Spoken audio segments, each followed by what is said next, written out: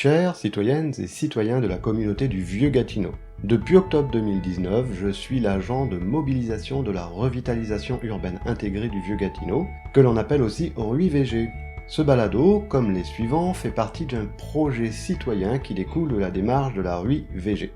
Cette démarche vise l'amélioration des conditions de vie des citoyennes et citoyens en agissant à la fois sur l'économie, l'aménagement du territoire et le social, dans une perspective de développement durable, donc qui va durer dans le temps pour les prochaines générations. Toute la communauté travaille main dans la main pour réaliser les objectifs du plan d'action de la communauté ainsi que diverses initiatives citoyennes. On peut y participer de diverses façons, en restant informé de ce qui se passe dans le Vieux-Gatineau, en participant aux différentes rencontres, activités ou projets dans la communauté.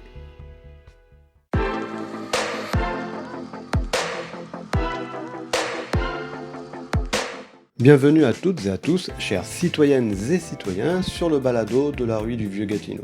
En ce jour, nous abordons notre entretien avec Madame Pauline Bouchard, directrice de l'association des gens d'affaires et professionnels du Vieux-Gatineau. Le thème portera sur les travaux qui ont lieu sur le marché Notre-Dame. Pauline Bouchard retracera d'abord l'historique du marché Notre-Dame et nous parlera ensuite de la transformation qui s'opère présentement sur l'une de ces places emblématiques du Vieux-Gatineau. À la suite de notre entretien, je vous annoncerai quelques informations sur la rue du Vieux-Gatineau et sur celles concernant la communauté du Vieux-Gatineau. Alors bonne écoute, chères auditrices et auditeurs.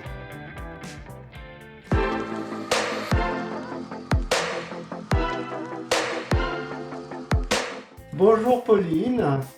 Bonjour Eric, comment ça va? Mais ça va bien et toi? Très bien, très bien. Je suis très content de te recevoir pour cette balado-diffusion du mois de décembre 2020. Je te remercie d'y participer et puis j'aimerais aborder avec toi des travaux qui ont été amorcés, je crois que c'est en novembre que les travaux ont été amorcés sur le marché Notre-Dame. Je suis intrigué et j'imagine aussi qu'une partie de la population du Vieux-Gatineau peut être intriguée. Est-ce que tu peux nous en parler? Ça va être pour implanter quoi? Mais d'où est née cette idée? Avec quelle personne, quel organisme? Et dans quel but, dans quel objectif? Ça, c'est déjà les premières questions. Et peut-être qu'après, tu pourras me parler de justement ensuite son développement, quand est-ce qu'il va être achevé, qu'est-ce qui va y être là, et puis est-ce que cet endroit sera lié à d'autres endroits?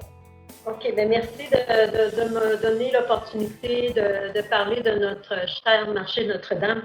C'est une belle histoire qui est en train de se dérouler au marché Notre-Dame.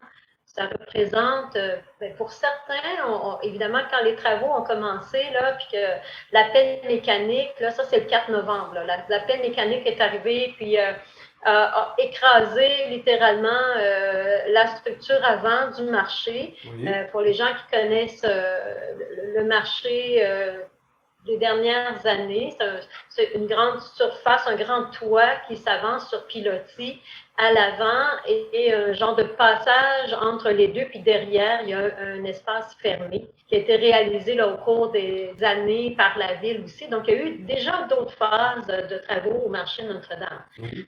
Je vais peut-être refaire un petit... il y a des gens qui étaient super contents parce qu'ils étaient un peu informés puis au courant de ce projet-là. Puis il y en a d'autres qui ont été un peu estomaqués, pour ne pas dire complètement surpris de ce qui se passait là. C'est un projet qui est porté par l'Association des gens d'affaires et professionnels du Vieux-Gatineau depuis, écoute, là, moi je te dis, depuis que l'association s'est créée à la fin de 2003 pour accueillir la démarche de revitalisation commerciale. En 2004, déjà, un des comités majeurs de développement, c'était pour le marché Notre-Dame. Le marché Notre-Dame, c'est une infrastructure qui existe depuis les années 80. Sa première jeunesse, cette infrastructure-là, c'était de l'avant jusqu'à l'arrière, un toit sur pilotis, avec un tout petit bloc sanitaire. C'était ça, le marché Notre-Dame. Il y avait là, au dire des témoignages de l'époque, une effervescence.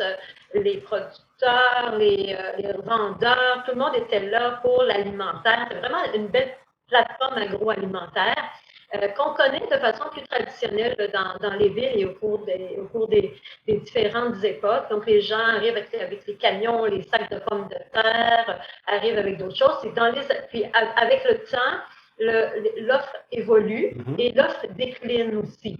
Mais là, je te fais une histoire quand même assez rapide dans les années 80. Donc, l'infrastructure appartient à la ville de Gatineau, le site appartient à la ville de Gatineau.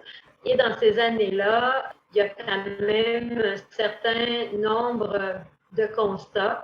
Et c'est les fonctionnaires municipaux qui s'en occupent. Donc, c'est une gestion municipale à 100%. Arrivent évidemment les belles époques des années d'étalement urbain, de création de centres commerciaux. Ça fait migrer l'offre, ça fait migrer les familles. Donc, ça décentralise, dans le fond, les offres qu'on avait sur les rues d'ambiance. Sur la rue Notre-Dame, le marché est opéré à ce moment-là par des revendeurs principalement, toujours en répartition avec la ville de Gatineau, sauf qu'un après l'autre, il y a un arrêt de service. À un moment donné, l'infrastructure se retrouve un peu abandonnée, un peu laissée à elle-même. Et puis, là, il y a la dévitalisation qui avait commencé à s'installer, commerces qui ferment ou qui se relocalisent ailleurs, locaux vacants, tout ça, ça commence à décliner sur la rue. Oui. Reste toujours notre petit toit sur pilotis. Et quand l'association, il y a différentes initiatives à travers les époques, là, je te dirais. Dans les années 90, il y a des tentatives de relance. La CEDEC de l'époque va avoir le mandat de gestion pendant quelques années. Il ramène des expériences de marché public plutôt estivales. Et puis, on s'amène...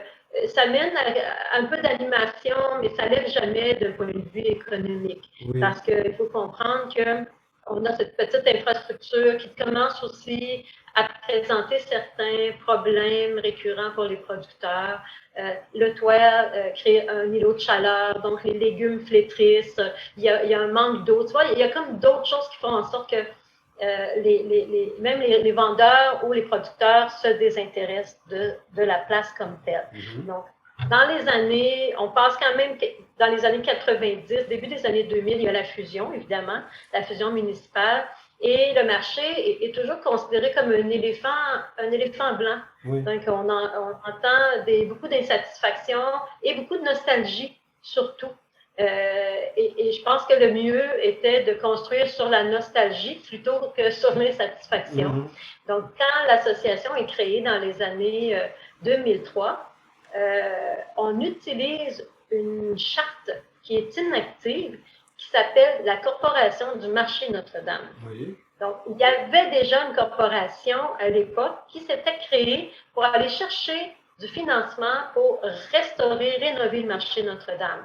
La corpo était composée principalement des gens d'affaires du secteur, puis des représentants de la ville, le conseil municipal et tout ça. Donc, la corpo fait son travail, mais il n'y a pas comme personne est vraiment disponible pour l'apporter. Donc, quand on a créé l'Association des gens d'affaires, une des choses qu'on a mis dans nos objets, c'était qu'on allait toujours assurer la vigilance pour la relance et le développement du marché Notre-Dame.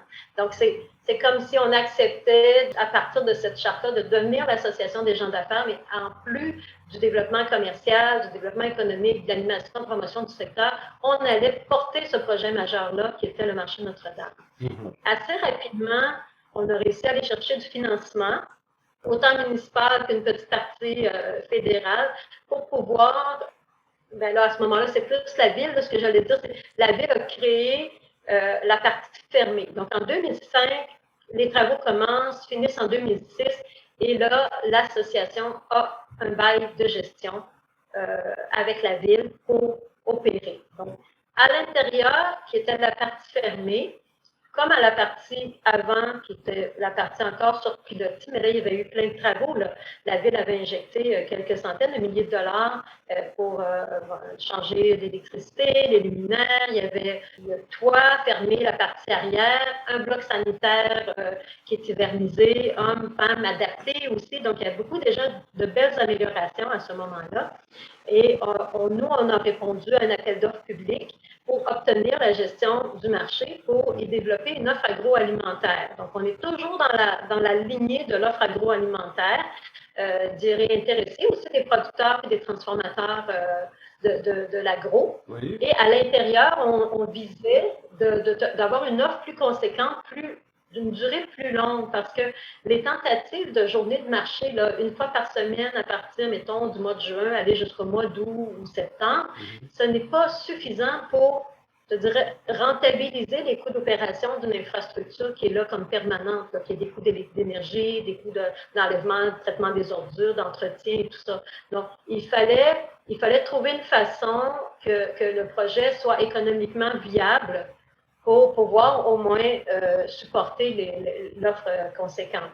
Donc, pour rentabiliser, peut-être trouver un projet permanent. Oui, il fallait proposer, nous, on a proposé qu'à l'intérieur, il y ait des petits kiosques, là, mais comme boucherie, pâtisserie, chocolaterie. C'est à l'intérieur de ça. Oui. Malheureusement, quand le bâtiment a été livré, le plancher, qui était, il y avait différents enjeux. Le plancher n'était pas conforme selon le MAPAC. Le bâtiment n'était pas hivernisé non plus, donc pas chauffé. Et il n'y avait pas d'eau à l'intérieur, il n'y avait pas d'évacuation d'eau non plus. Donc, c'était impossible de concrétiser le scénario que l'on avait déposé. À l'avant, on a fait les journées, on a vu un produit set pendant quelques années, on a changé à travers le temps. Les journées producteurs se sont ajoutées aussi, donc on a eu une offre, mais jamais on n'arrivait assez à générer de revenus pour supporter à terme l'infrastructure.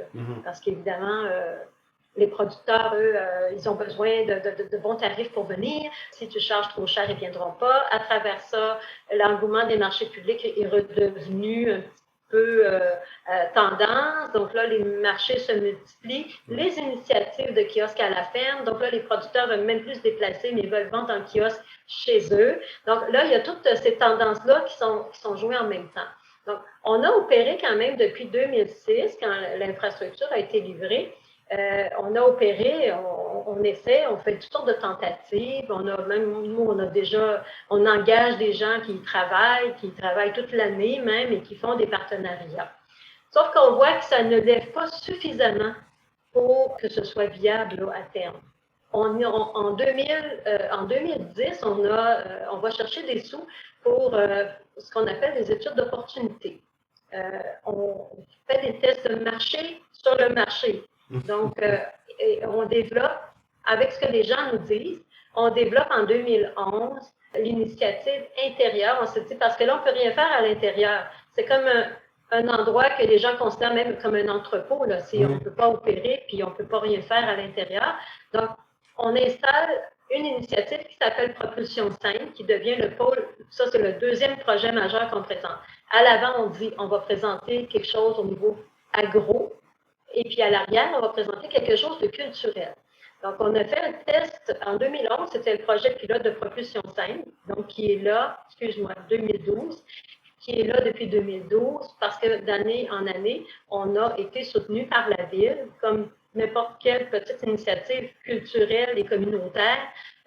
On le sait que ça non plus, c'est pas possible de supporter des trop grosses charges avec la capacité d'accueil de la place intérieure, puis on peut opérer seulement du mois de mai jusqu'au mois d'octobre, parce que c'est toujours pas hivernisé, même si on a 2 unités de chauffage, c'est pas suffisant. Puis à l'avant, on s'est dit, on va concentrer les efforts agro à l'avant. Donc, dans les études d'opportunité, on va chercher d'autres sous pour un plan d'affaires, pour ce qu'on appelle la stratégie qui était à ce moment-là, la stratégie agroalimentaire, qui marquerait évidemment cet espace-là, mais qui marquerait aussi le développement de la rue au niveau de l'offre commerciale, d'avoir un marché qu'on pourrait opérer 365 jours par année. Oui.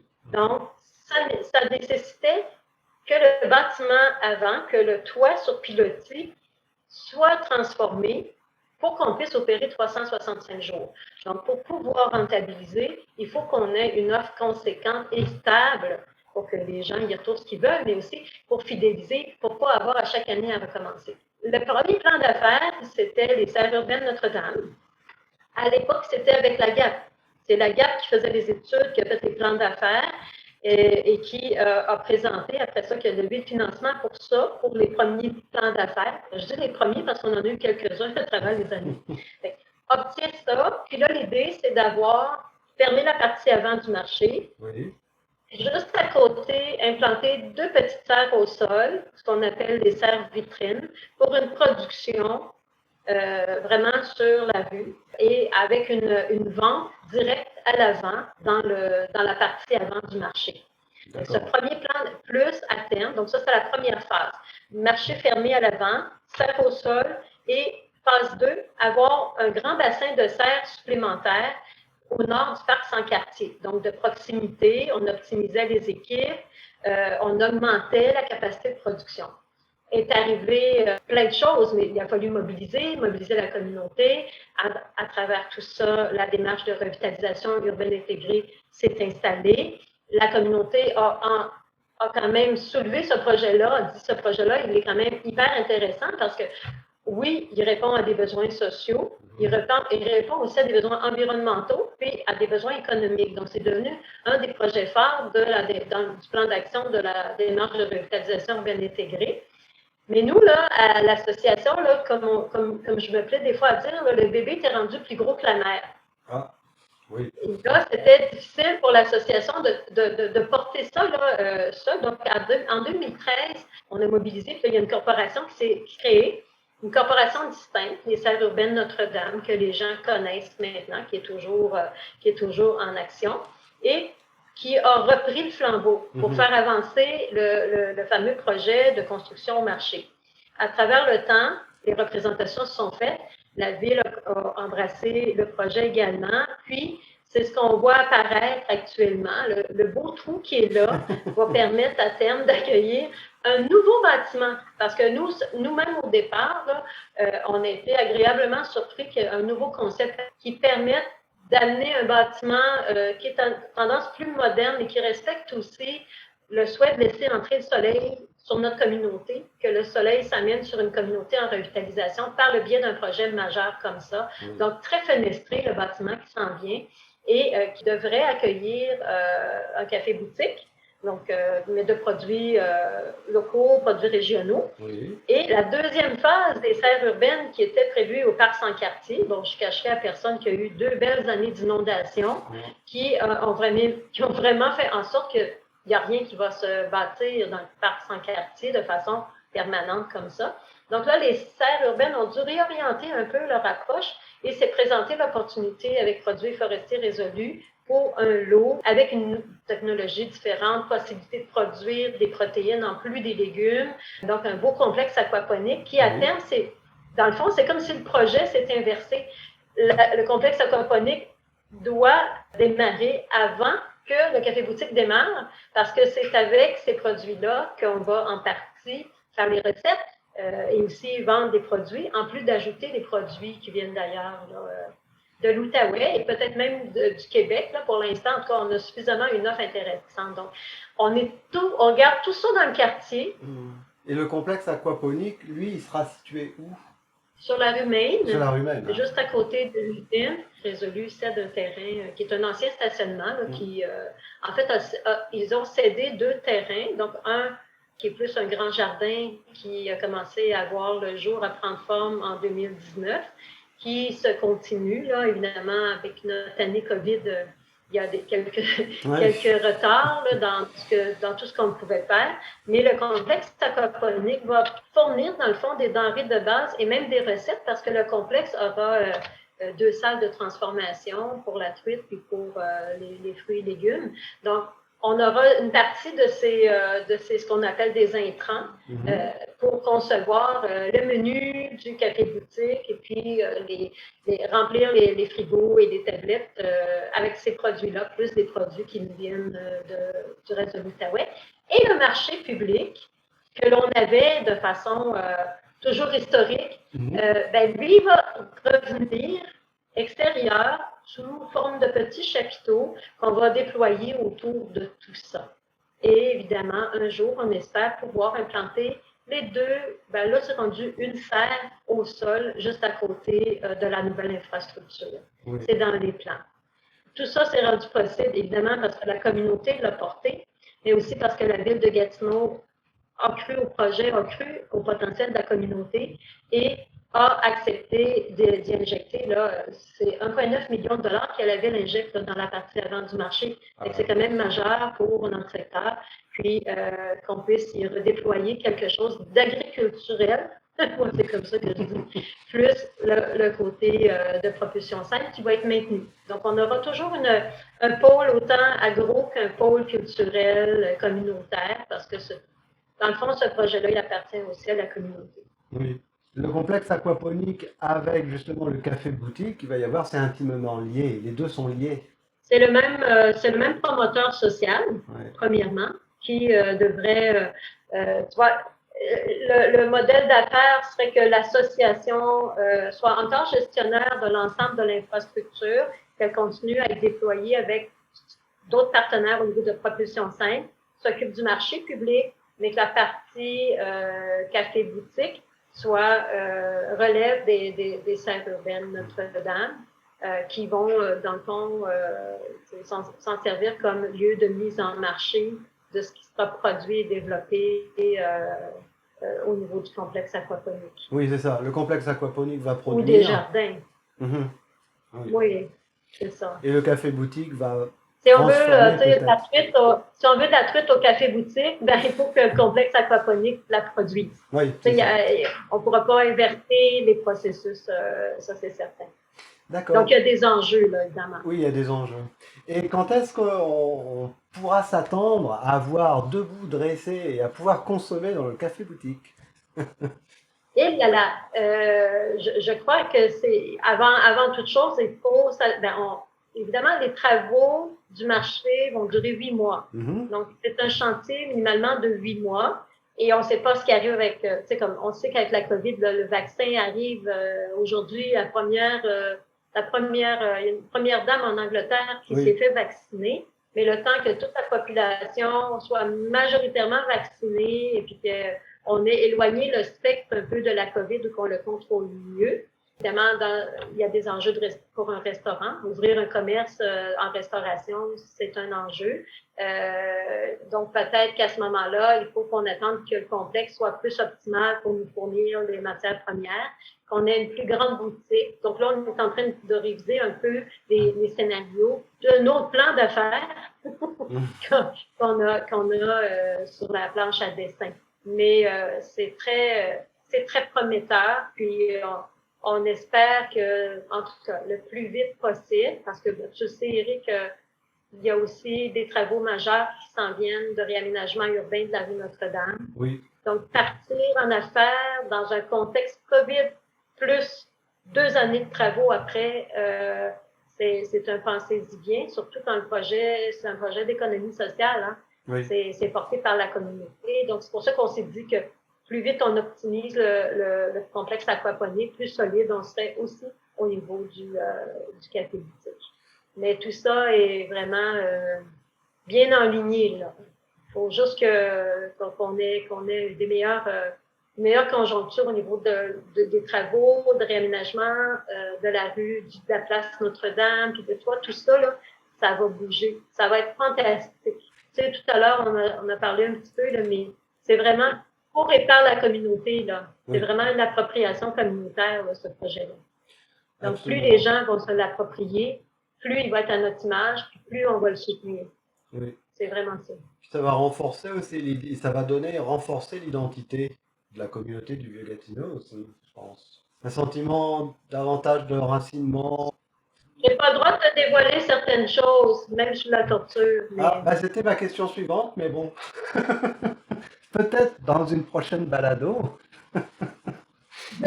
Peut-être, mais à ce moment-là, tu vois, peut-être que ce sera les responsables des serres urbaines qui font ces annonces-là. Pour dire qu'on travaille toujours de proximité avec eux, on en fait partie aussi. Puis je pense que c'est une bonne façon de positionner aussi, de distinguer notre secteur en revitalisation des autres secteurs en revitalisation dans la ville et créer cet attrait des gens, de la population locale en premier, puis de la population résidente par la suite pour faire en sorte que les gens se réintéressent positivement au Vieux-Gatineau. Absolument. Parce qu'il y a vraiment des entreprises ici, puis il y a des gens qui y croient, là. Il y a des gens qui ont décidé de s'établir ici qui ont une belle croissance. Donc, s'enraciner dans le Vieux-Gatineau, il n'y a rien d'impossible là-dedans. Il y a même des super belles, il y a des super beaux exemples de réussite. Il faut s'inspirer de ça. Il faut arroser les fleurs. Absolument, ça s'entretient. Hein. Je te remercie beaucoup. En tout cas, je vois qu'il y a des super projets dans le Vieux-Gatineau et qu'il y a des effets dominos. Une chose amène une autre. Oui, mais donc il faut y aller dans n'importe quelle gestion de projet. Il y a toujours des cheminements critiques. Oui. Là, il y a eu des retards un peu aussi parce que les coûts de projet, maintenant, c'est plus cher. Au niveau de la construction, c'est plus cher. Donc, la ville a dû retourner pour chercher d'autres sous. Mais ça a été concrétisé. Et là, on a vraiment, quand on commence à voir les pelles mécaniques et les petits casse-blancs qui se promènent autour de la place, c'est chargé d'espoir. Puis, je pense qu'on ne doit que remercier la ville pour le partage de la vision de la communauté, parce que c'est vraiment un projet qui est parti de la communauté et qui est porté par la communauté maintenant. Donc, c'est comme ça, c'est en étant solidaire, du moins pour un projet de si longue haleine. Là. Oui. Pas de sous au départ, là, hein? On n'avait pas de sous. Puis là, regarde, c'est vraiment hyper intéressant de voir comment, en se mobilisant, j'invite les gens, là, si les gens sont intéressés à s'impliquer, il y a 3 beaux chantiers avec la RUI, c'est dynamique, puis il y a des interfaces, il y a des interchantiers où on échange sur l'ensemble des projets. Comme ça fait une communauté beaucoup plus informée, puis qui s'approprie son propre développement. Puis ça, c'est inestimable. C'est vraiment, il faut croire en ça, il faut croire que les gens ont ce pouvoir de changer leur propre milieu, de se prendre en main. Puis je pense qu'on a des très bons exemples dans le Vieux-Gatineau. Absolument, Pauline. On va continuer à suivre la progression des travaux sur la page Facebook de la GAP du Vieux-Gatineau. Hein.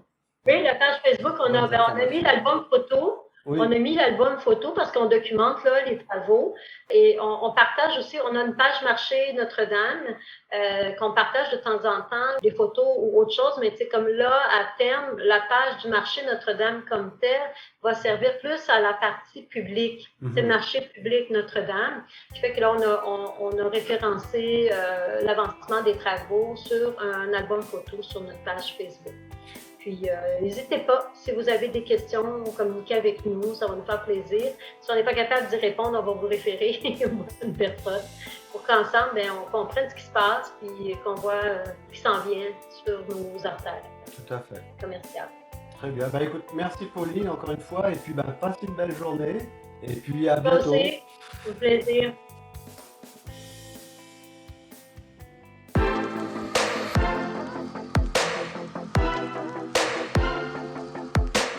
Voici maintenant les infos de la RUI du Vieux-Gatineau. Nous voici maintenant en fin d'année. La RUI du Vieux-Gatineau vous souhaite de belles et joyeuses fêtes de fin d'année. Vous aimeriez participer à la réalisation du journal ou à la conception et à l'animation de la balado-diffusion? Contactez Eric au 819 893 4300 ou par courriel mobilisation-ruivg@gmail.com.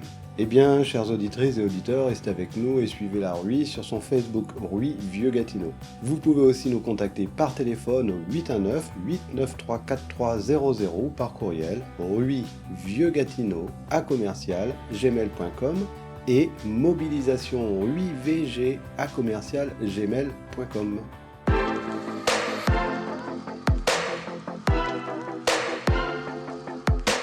Voici les informations du Vieux-Gatineau. La GAP, depuis le début novembre, partage avec la communauté du Vieux-Gatineau les travaux qui ont lieu sur la place du marché Notre-Dame. Suivez la progression de ces travaux sur le site Facebook de la GAP. La GAP du Vieux-Gatineau a lancé une campagne qui vise à soutenir les entrepreneurs et entrepreneuses du Vieux-Gatineau. La campagne s'intitule « Boucle d'achat local du Vieux-Gatineau » et elle est associée à un concours « Je soutiens mon Vieux-Gatineau ». C'est une campagne qui va du 1er au 26 décembre avec plus de 1 200 $ à gagner dans la zone commerciale du Vieux-Gatineau, zone qui est large. Le tirage est tous les samedis et nous sommes maintenant dans la dernière semaine du concours. Rendez-vous aussi sur la page Facebook de la GAP du Vieux-Gatineau pour découvrir les 18 plaques historiques nouvellement installées sur la rue Maine. Pour plus d'informations sur ce qu'il se déroule dans le Vieux-Gatineau, rendez-vous sur le Facebook de la GAP du Vieux-Gatineau. Les serres urbaines Notre-Dame sont à la recherche de bénévoles, jardiniers, jardinières, ainsi que d'une personne qui s'occuperait de la recherche de subventions et de la constitution de leur dossier afin qu'ils soient présentés à l'organisme subventionneur. Si vous êtes intéressé, contactez les serres urbaines Notre-Dame. Ignacio Zaraté, directeur, au 819 527 69. Hugues Laforge, le responsable du jardin urbain, au 819 318 1643. La soupière de l'amitié reste ouverte en semaine de 9h30 à 16h. Elle est aussi là si vous avez besoin d'un repas. Il vous sera offert du lundi au vendredi entre 11h et 12h45. Pour contacter l'organisme, 819 663 6777. Pour vous y rendre, 149 boulevard Maloney-Ouest à Gatineau. Vous pouvez aussi soutenir l'organisme et ses actions en y participant par le biais d'un don. Pour ce faire, rendez-vous sur le site lasoupièredelamitié.com/don. Avec le temps des fêtes, Moisson Outaouais doit répondre à une hausse de 35% des demandes d'aide alimentaire. L'organisme a donc lancé une campagne des fêtes et sachez que pour chaque 1 $ reçu, Moisson Outaouais redistribuera 5 $ en denrées alimentaires. Chaque participation sera un beau geste pour les familles en besoin. Le comité de vie de quartier du Vieux-Gatineau, pour le temps des fêtes, est fermé. Il sera ouvert à compter du 11 janvier 2021. Entre-temps, le frigo partage restera alimenté et les messages laissés sur le répondeur seront pris. Et n'hésitez pas à visiter régulièrement le Facebook Comité de vie de quartier du Vieux-Gatineau. Vous pouvez faire un don au Centre de pédiatrie sociale du Vieux-Gatineau en participant à la guignolée des enfants avec Dr Bureau. Rendez-vous sur la page Facebook de l'organisme pour connaître les démarches à suivre. Et finalement, rendez-vous au parc La Victoire pour admirer ce bel éclairage installé par l'équipe des loisirs de la ville de Gatineau. Ça en vaut le détour.